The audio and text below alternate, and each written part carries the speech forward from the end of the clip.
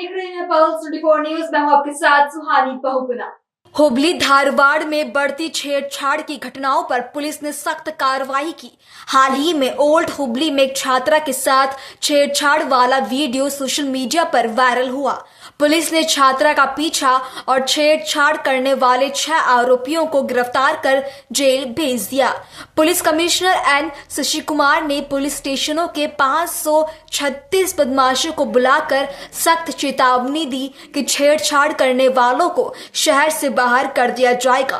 उनकी इस कार्यवाही की जनता ने सराहना की, जिससे महिलाओं में सुरक्षा का भरोसा बढ़ गया है। धारवाड़ नगर कमिश्नरेट व्याप्तिಯಲ್ಲಿ ಮಹಿಳೆಯರು, ಯುವತಿಯರು, ವಿದ್ಯಾರ್ಥಿನಿಯರ ಸುರಕ್ಷತೆಗಾಗಿ ಸಾಕಷ್ಟು ಕ್ರಮಗಳನ್ನು ನಾವು ಕೈಗೊಂಡಿದ್ದೇವೆ.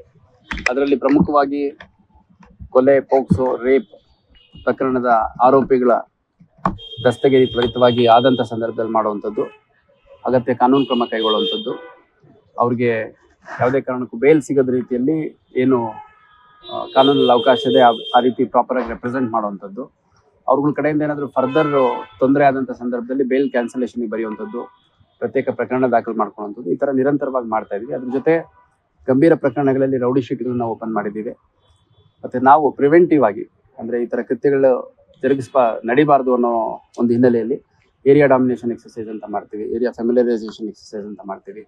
ಮತ್ತು ಸಾಕಷ್ಟು ಇಲ್ಲಿ Mohalla committee meeting, peace committee meeting ರೀತಿಯಲ್ಲಿ ವಿವಿಧ ಧಾರ್ಮಿಕ ಸ್ಥಳಗಳಲ್ಲಿ, ಆಮೇಲೆ ಧಾರ್ಮಿಕ ಮುಖಂಡರು, ಸಮುದಾಯ ಮುಖಂಡರು, ಮತ್ತು ಎಲ್ಲೆಲ್ಲಿ ಹಾಟ್ಸ್ಪಾಟ್ಸ್ ಇದೆ, ಫಾರ್ ಎಕ್ಸಾಂಪಲ್ ನಮ್ಮಲ್ಲಿ BUB ಇಂಜಿನಿಯರಿಂಗ್ ಕಾಲೇಜ್ ಇದೆ, ಅದೊಂದು ಹಾಟ್ಸ್ಪಾಟ್. ಯಾಕೆಂದರೆ ಅಲ್ಲಿ ವಿದ್ಯಾರ್ಥಿಗಳು ಭಾಳ ದೊಡ್ಡ ಸಂಖ್ಯೆಯಲ್ಲಿ ಇರ್ತಾರೆ. ಬಸ್ ಸ್ಟ್ಯಾಂಡ್ಗಳು, ರೈಲ್ವೆ ಸ್ಟೇಷನ್ಗಳು ಹಾಟ್ಸ್ಪಾಟು, ಅದೇ ರೀತಿ ಮಾರ್ಕೆಟ್ಗಳು ಹಾಟ್ಸ್ಪಾಟು.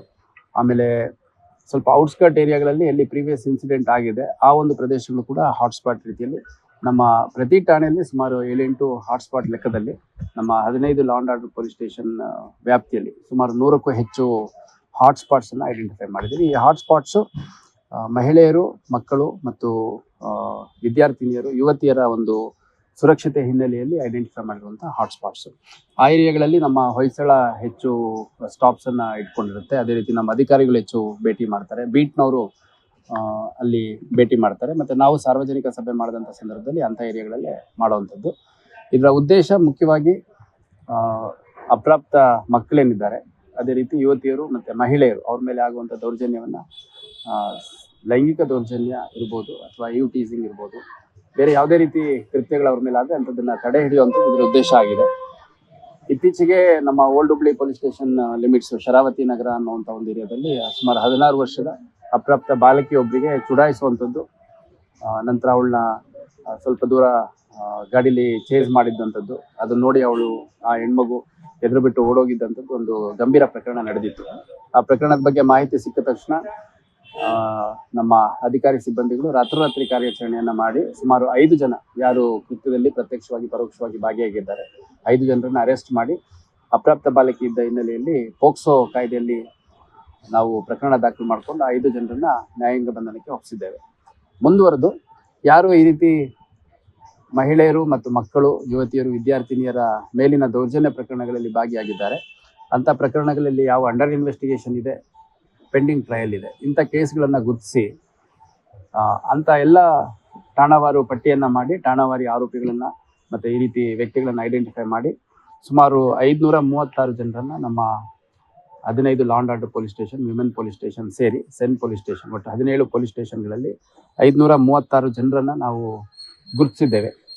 ಆ ಗುರುತಿಸುವಂಥ ಪ್ರಕ್ರಿಯೆ ಭಾಳಷ್ಟು ದಿನ ನಡೆದಿತ್ತು. ಮೊನ್ನೆ ನಡೆದ ಘಟನೆ ಹಿನ್ನೆಲೆಯಲ್ಲಿ ಇನ್ನೂ ತ್ವರಿತಗೊಳಿಸಿ 536 ಜನರನ್ನ ಐಡೆಂಟಿಫೈ ಮಾಡಿದ್ವಿ. ಅದರಲ್ಲಿ ಅವ್ರನ್ನ ಚೆಕ್ ಮಾಡಲಾಗಿ ಸುಮಾರು 289 ಜನ ಬೇರೆ ಬೇರೆ ಕಾರಣಗಳಿಂದ ಔಟ್ ಆಫ್ ಹೆಡ್ ಕ್ವಾರ್ಟರ್ ಇದ್ದಾರೆ, ಸುಮಾರು 44 ಜನ ಜುಡಿಷಿಯಲ್ ಕಸ್ಟಡಿಯಲ್ಲಿದ್ದಾರೆ, ಮತ್ತು 203 ಜನರನ್ನ ಇವತ್ತು ನಿನ್ನೆ ರಾತ್ರಿ ಇಂದ ನಡೆದಂಥ ಕಾರ್ಯಾಚರಣೆಯಲ್ಲಿ ನಮ್ಮ ಅಧಿಕಾರಿ ಸಿಬ್ಬಂದಿಗಳು ಠಾಣಾವಾರ ವಶಕ್ಕೆ ತಗೊಂಡು ವಿಚಾರಣೆ ಮಾಡಿ ಅವ್ರಗಳಿಂದ ಯಾರು ನೊಂದವರು ಇರ್ತಾರೆ ಅಥವಾ ಕಂಪ್ಲೇಂಟ್ಸ್ ಯಾರಿದ್ದಾರೆ ಆ ಕೇಸ್ಗಳಲ್ಲಿ ಅವ್ರ ಜೊತೆ ಸಂಪರ್ಕ ಮಾಡಿ ಇವರಿಂದ ಏನಾದರೂ ತೊಂದರೆ ಇದೆಯಾ ಅನ್ನೋಂಥದ್ದನ್ನು ಅಸರ್ಟೈನ್ ಮಾಡಿಕೊಂಡು, ಅದೇ ರೀತಿ ಇವ್ರದ್ದು ಪ್ರೆಸೆಂಟ್ ಚಟುವಟಿಕೆ ಏನಿದೆ, ಅವ್ರದ್ದು ಅಡ್ರೆಸ್ ಎಲ್ಲಿರ್ತಾರೆ, ಅವ್ರದ್ದು ಮೊಬೈಲ್ ನಂಬರ್ ಏನಿದೆ, ಆ ಮೊಬೈಲ್ಗಳಲ್ಲಿ ಏನಾದರೂ ಅಬ್ಜೆಕ್ಷನಬಲ್ ಕಂಟೆಂಟ್ ಇದೆಯಾ ಅನ್ನೋಂಥದ್ದನ್ನು ಒಂದು ಸಮಗ್ರ ವಿಚಾರಣೆ ಮಾಡುವಂಥ ಕೆಲಸ ಮಾಡ್ತಾ ಇದ್ದೀವಿ. ಮತ್ತು ಇದರಲ್ಲಿ ಯಾರು ಮೇಲೆ ಮುಂಜಾಗ್ರತಾ ಕ್ರಮವಾಗಿ ನಾವು ಕ್ರಮ ಜರುಗಿಸುವ ಅವಶ್ಯಕತೆ ಇದೆ, ಅವ್ರಗಳ ಮೇಲೆ ಈ ಹಿಂದೆ CRPCಯಲ್ಲಿ ಯಾವ ರೀತಿ 107, 110 ಎಲ್ಲ ಮಾಡ್ತಾಯಿದ್ರು, ಈ BNSS ಕಾಯ್ದೆ ಅಡಿಯಲ್ಲಿ ಅಗತ್ಯ ಮುಂಜಾಗ್ರತಾ ಕ್ರಮವನ್ನು ಕೈಗೊಳ್ಳಲಾಗುತ್ತೆ. ಮತ್ತು ಮೊನ್ನೆ ಪ್ರಕರಣದಲ್ಲಿ ಯಾರು ಗಾಡಿಯಲ್ಲಿ ಇಬ್ಬರು ಅಪ್ರಾಪ್ತ ಬಾಲಕಿಗೆ ಚುಡಾಯಿಸುವಂಥ ಕೆಲಸ ಮಾಡಿದ್ರು, ಅವ್ರುಗಳನ್ನ ಪರಿಶೀಲಿಸಲಾಗಿ ಅದರಲ್ಲಿ ಒಬ್ಬ ವ್ಯಕ್ತಿ ಮೇಲೆ ಈಗಾಗಲೇ 2 ಕೇಸ್ ಇದ್ದದ್ದು ಕಂಡು ಬಂದಿದೆ. ಮತ್ತು ಆ ಇಬ್ಬರು ಯಾರು ಗಾಡಿ ಮೇಲೆ ಆ ಹುಡುಗಿನ ಚೇಸ್ ಮಾಡಿದ್ರು ಅವರಿಬ್ಬರಿಗೆ ಗಡೀಪಾರು ಮಾಡಲಿಕ್ಕೆ ನಾವು ಸೂಚನೆಯನ್ನು ನಮ್ಮ ಅಧಿಕಾರಿಗಳಿಗೆ ಫೈಲ್ ರೆಡಿ ಮಾಡಲಿಕ್ಕೆ ಸೂಚನೆ ನೀಡಿದ್ದೇನೆ.